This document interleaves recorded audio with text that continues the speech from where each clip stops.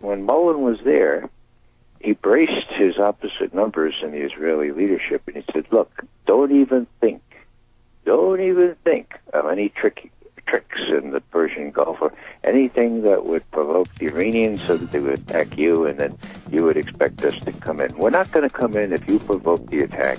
And then, the real blitz, Jason. You know what he brought up? He brought up the... Well, we'll bring it up on the other side because we were just about to go to break. We're with Ray McGovern, former CIA analyst, Infowars.com, PrisonPlanet.com. This is the Alex Jones Show, PrisonPlanet.tv.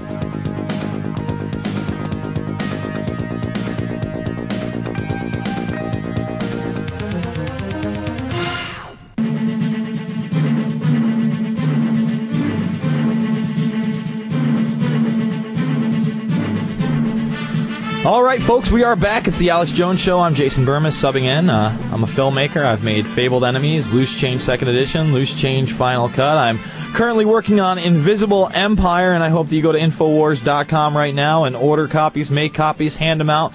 This is vital information. We're with Ray McGovern, 26-year CIA veteran, and he's discussing with us the military personnel who have returned home and said no war with Iran, and you were just discussing a gentleman who had just returned from Israel and said the same thing, Ray. Yes, this was the chairman of the Joint Chiefs, Jason, Mike Mullen, an admiral, who was out there in June, actually, and told the Israelis, not only do we not want a new war with Iran, but don't even think about trying to provoke one by doing something to let the boom go up. Now, what I was trying to say is he did something incredibly gutsy, something that no U.S. statesman has done in 41 years, and that is he raised the incident of the U.S. Liberty ship that was deliberately attacked by Israel on the 8th of June, 1967, with 34 crewmen killed, 174 wounded. There was an incredible attack, and we have bulletproof evidence that it was intentional. Exactly why the Israelis did it is a matter of some speculation. You're talking about the USS Liberty, of course. Yes. And what Mullen said was, he said, we don't want any more USS Liberty-type incidents. Ooh. Now, why was that so powerful? Because the Israelis know that Mullen knows, as a naval officer, what happened back on that terrible day, June 8th, 1967, and that Mullen was not going to let it happen again. That's about as direct, that's about as clear a message as you can send to the Israeli leaders. And right after that, we saw a slight attenuation of the propaganda out of Israel and out of the United States with respect to what a terrible threat Iran is or was, but really isn't. Now, the next big factor that has made it unlikely that we will be striking Iran by air is Russia, the Russian bear. Mm-hmm. And we talk about the bear market. Well, I'm talking about the Russian bear who has it up to here now with his nose being tweaked.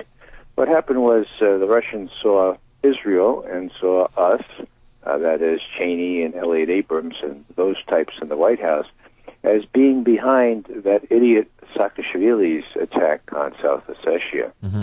Now, why was that important? Well, the Russians are up to here, and they said, look, not only are we going to repel this attack, and they did so brutally, I don't hold any brief for that, not only are we going to repel the attack, but don't even think about Georgia becoming part of NATO or the Ukraine. And besides, Israelis, if you thought that you could use Georgian airfields to attack Iran, look at the map, you folks. It was the only feasible way without flying over Iraq and other countries who would deny overflight permission. Coming down from Georgia would have been quite feasible, and that, according to some reports, is what the Israelis had in mind. So the Russians came down real hard. Olmert went up to Russia. Other people went up to Russia, and they said, look, it's all over. No, don't even think about attacking Iran. And they said the same thing to us. And again, we intelligence analysts look at all sources, and we saw a very sharp fall-off of all the warnings out of the White House about how bad Iran is, how it's supplying our opponents in Iraq, and how it's developing. They all fell right off in early August, and it's still pretty far down. Two other factors I've mentioned briefly. AIPAC, the American-Israel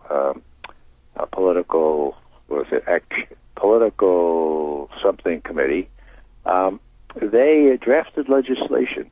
Actually, this is not so bizarre. They do this regularly. They drafted legislation which formed the substance of bills in the House and in the Senate, which amounted to calling for President Bush to blockade Iran, an act of war. Okay? Mm-hmm. Now, traditionally, when the Israelis draft this kind of legislation, they put the word out, and 100 representatives, co-sponsor the thing, like before you could say Jack Robinson. Okay? And that happened.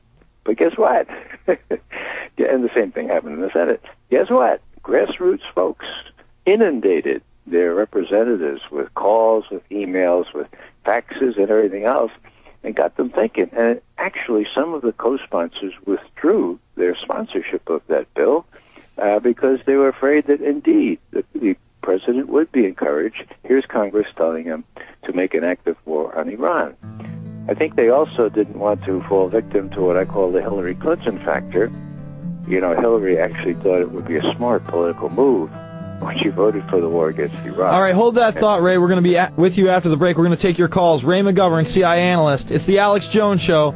PrisonPlanet.com, PrisonPlanet.tv. Baby, I'm gonna leave you.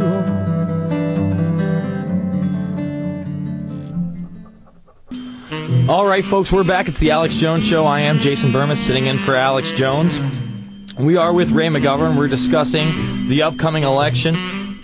And he just mentioned that Hillary Clinton was a bit of a warmonger against Iran. I mean, she's pretty much said everything was on the table. I want him to finish up his point on that. And then I want to get his take on this coming international crisis that people like Joe Biden, Colin Powell, and now a key member of the Pentagon Advisory Panel are talking about. I want to know whether he thinks this is a reality. Is this something that's coming up? I mean, obviously, with the bailout and the economy, anything's possible.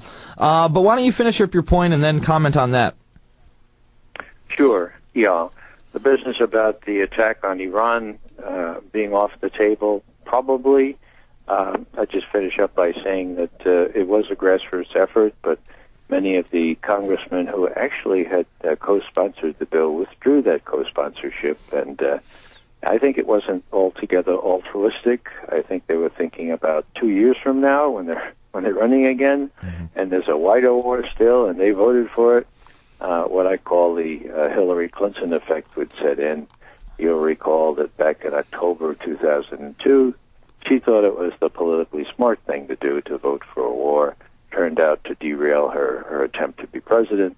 It will derail the attempts of others to be representatives or senators if they voted for a wider war, and that's why the whole thing was squashed. And this is the first time in recent memory that I've seen a grassroots effort able to defeat legislation not only proposed by, but drafted by AIPAC. And the last thing, of course, is the financial crisis. I think everybody kind of realizes that we're run out of money. We're spending billions in Iraq and Afghanistan every week. So where do we get the money to get involved in a war with Iran, which is not at all like Iraq or Afghanistan, but rather a very, very strong country with lots of armed forces that dwarf in effectiveness what Saddam Hussein had before we attacked Iraq. So do you think there's a chance of this international crisis that Biden and Powell and other people in the Pentagon are now talking about in the first months of his presidency, if he gets in? Well, Joe Biden is not one of my favorites. Mm-hmm. He kind of runs off the mouth without thinking about what he's going to say. And we're also dealing again here with the political rhetoric rather than reality. My guess is that Biden was just trying to draw a parallel between Obama and JFK. See, even you did it. We can't just accuse the neocons now. That's all right. Continue. My apologies. That's all right. The senior moments here. It's always politically good to compare your candidate with John Kennedy, for whom lots of people have continuing respect, including myself. Mm-hmm. And we all know, at least those of us old as I am, that Kennedy was confronted. He was young, and he was confronted by Khrushchev. He was actually confronted by the CIA. He was confronted by our military when they decided to go through with that Bay of Pigs foolishness, and then expected Kennedy to bail him out by sending the Air Force in to save these guys. They mousetrapped him. And so he was beset by all kinds of challenges, not only from Khrushchev in Vienna in May of 1961, but also the Bay of Pigs before that. And, there was the Berlin, the trouble over Berlin excess and everything else. So my guess, and it's only a guess, is that what Biden was referring to is, look, Kennedy initially braced and shocked by all this, came through, and even when the challenge to us in Cuba with the Russians sending missiles down there, when that happened, he was able to handle that in a cool and collected way, but a strong way, and he made the Russians back down. That's the memory most of us have of JFK.